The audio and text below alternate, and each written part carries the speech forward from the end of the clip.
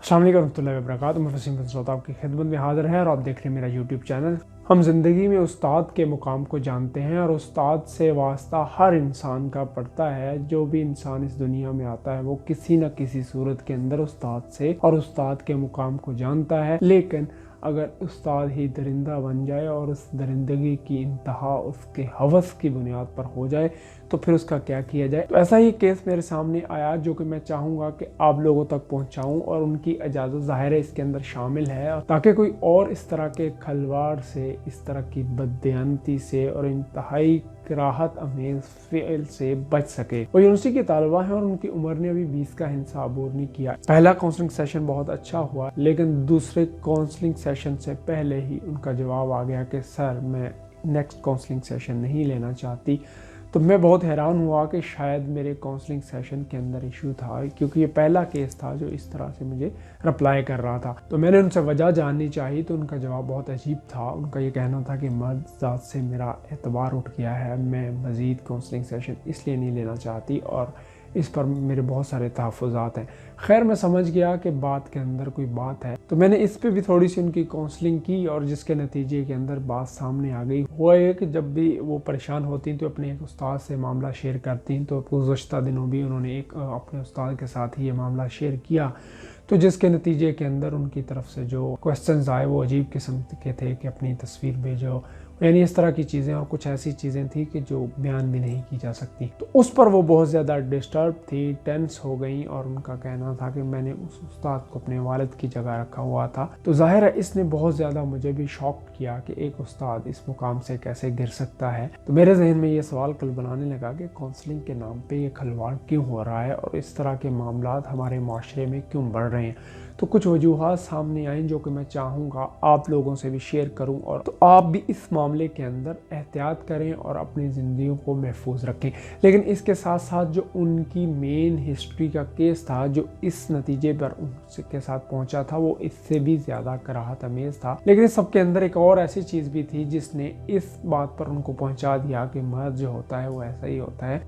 आगे जाने से पहले इस चैनल को सब्सक्राइब करके बेल के बटन को दबा दीजिए ताकि हर अच्छी और मुफीद वीडियो आप तक बआसानी पहुंच सके और लोगों तक आसानियों और खुशियों को पहचाने वाले इस सिलसिले में आप भी शरीक हो सकें। वो ये था कि क्लोज रिलेशनशिप ने उनको अपने हवस का निशाना बनाया और वो ऐसा हुआ कि जिसके नतीजे में उनकी पूरी पर्सनैलिटी डैमेज हो गई। अब नाइटमेयर्स आते हैं उनको और रात को वो सो नहीं पाते और इस तरह के बहुत सारे उनके साथ प्रॉब्लम्स हैं। ये ज़ाहिर है एक केस है, लेकिन एक केस नहीं है, ये हमारे माशरे का एक सुलगता मसला है और इस मसले के नतीजे के अंदर ना जाने कितनी ज़िंदगियां अजीरन और अजियत का निशाना मर रही हैं। इसी हवाले से आज हम बात करेंगे इन मामलात को कैसे इनका सद्दबाब किया जा सके और इसको कैसे रोका जा सके और इसके लिए क्या एहतियाती इक़दाम हो सकते हैं कि जो हर फर्द करे तो उसके लिए ज़िंदगी के अंदर आसानियाँ आ सकती हैं। याद रखिए, काउंसलिंग, मेंटोरशिप, कोचिंग, मुर्शद, इस तरह का जो भी काम है ये काम कोई आम सा काम नहीं है। ये काम बल्कि अगले की इज़्ज़त नफ्स अपने से ज़्यादा रखने का काम है, एतमाद से बढ़कर करने का काम है और ये अपने आप में जलने का नाम है। क्योंकि दुखी इंसान जब भी ऐसे मकाम पे पहुंचता है तो वो आपको मसीहाई के रोल में देखना चाहता है। तो अगर आप इस मकाम से उतरते हैं तो आप दुनिया के घटिया तरीन इंसान बन जाते हैं। वो अपना सब कुछ आपके सामने बयान कर देता है। ऐसा वो क्यों करता है? क्योंकि वो आप पर अंधा एतमाद कर रहा है, वो आप पे ट्रस्ट कर रहा है और ट्रस्ट से भी बढ़ के वो आपसे सलूशन चाह रहा है, आपके से वो चाह रहा है कि आप उसको हल पेश कर देंगे। लेकिन अगर आप ये नहीं कर पाते या आप शैतान के रास्ते पर, हवस पर चल पड़ते हैं तो इस पर तो ज़ाहिर है, अब मैं क्या कह सकता हूँ, इस पर तो माशरा जो कहता है आप मालूम है। लेकिन अल्लाह का निज़ाम ऐसा है कि वो लोगों को इस मामले के अंदर छुपा के नहीं रखता, जाहिर कर देता है और जहाँ जाहिर है जो खुद उसका हिसाब लेगा वो दूसरी बात है। लेकिन यहाँ करने के कुछ काम हैं जो कि हर इंसान को करने चाहिए राब्ते से पहले और राब्ते के बाद भी। सबसे पहले तो ये जहन में रखिए कि मसीहाई सवाए रब के किसी को ज़ेब नहीं देती। हाँ, कोई वसीला बनता है, कोई ज़रिया बनता है, लेकिन ज़रिया और वसीला भी रब बना देता है। इसलिए कभी किसी से ये तवक्को लेकर ना जाइए, इसलिए कभी किसी के पास ये तवक्को लेकर ना जाइए, बल्कि ये लेकर जाइए कि अल्लाह ने चाहा तो ये काम वो करवा देगा इस बंदे से या किसी और से। लेकिन اس کے اور اصل ذات جو ہے وہ رب کی ذات ہی ہے، دل میں اسی کے ساتھ رجوع رکھیے اور اسی سے دعا مانگیے۔ اور دوسری بات اس سے بھی بڑی اہم ہے کہ استاد، مینٹور، کوچ، اس طرح کا کوئی بھی فرد آپ کی کاؤنسلنگ جو کر رہا ہے، کیا وہ آپ کو رب کے ساتھ جوڑ رہا ہے یا رب سے دور کر رہا ہے؟ کیا وہ کسی نیکی کی طرف آپ کو لے کے جا رہا ہے یا بدی کے راستوں پر چل رہا ہے؟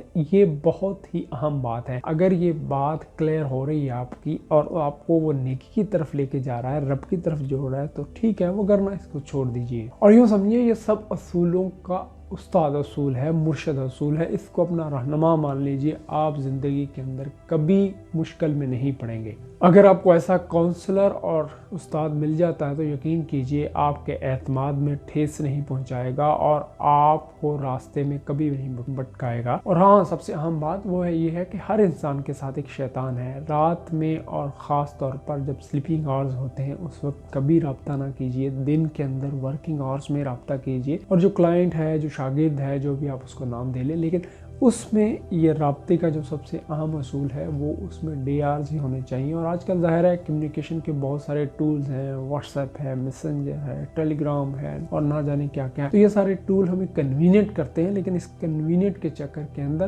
ہم بعض اوقات ایسے موڈ کے اندر چلے جاتے ہیں جو کہ بالکل بھی یہ موڈ زیب نہیں دیتا۔ تو اس لیے ان احتیاطوں کو برتے ہوئے جب آپ رابطہ کریں گے اور جتنا بھی آپ کا کلوز ریلیشن شپ ہو، لیکن اس ریلیشن شپ کے اندر اپنے ان میٹرز کو آپ ایک ڈیسنٹ وے کے اندر کریں۔ اور فارمل سے انفارمل انسان بہت آسانی کے ساتھ ہو جاتا ہے، اور یہیں سے بہت ساری ایسی خواہشات کا، شیطانی خواہشات کا منہ اور در کھل جاتا ہے۔ اسی لیے جو قرآن حکیم میں اللہ رب العزت فرماتا ہے نا، وَلَا تَقْرَبُوا الزَّنَا، اور زنا کے قریب بھی نہ پھٹکو، تو اس کا مطلب جو مفسرین بیان کرتے ہیں وہ یہی ہے کہ ایسی سوچ کو ہی ختم کر دیا جائے جو اس راستے پر ڈالتی ہے، ایسے عمل کی طرف لے جا کر جاتی ہے، تو اس کی ابتدا سے ہی اس کی جڑ کاٹ دی جائے۔ تو یہ والا جو کام ہے نا، ظاہر آپ اس طرح کی جو بھی معاملہ ہے جس طرف بھی جاتا ہے دونوں فریقوں کی طرف سے، تو اس کو روکیے، وگرنہ یہ ہوگا کہ آپ کسی اور راستے پر جانے کی طرف مزید ایک گڑھے کے اندر گر جائیں گے۔ بس اس میں اتنا عرض کر دیتا ہوں کہ طلب صادق ہو تو مراد مل جاتی ہے۔ اور تو اس پہ جو مولانا روم نے فرمایا بہت ہی زبردست فرمایا کہ جس کو آپ تلاش کر رہے ہوتے ہیں تو وہ تو خود آپ کی تلاش میں تھک رہی ہوتی ہے۔ بس ہم اپنے آپ کو دائروں میں بند کر لیتے ہیں، ان دائروں سے کھول دیجئے، ان پرتوں سے نکل جائیے، ان آپشنز پہ غور کیجئے، آپ کی زندگی کے اندر آسانیوں اور خوشیوں کا معاملہ شروع ہو جائے گا۔ حاضر ہوں گا ایک نئی ویڈیو کے ساتھ، اس وقت تک کے لیے اجازت دیجئے۔ اللہ حافظ۔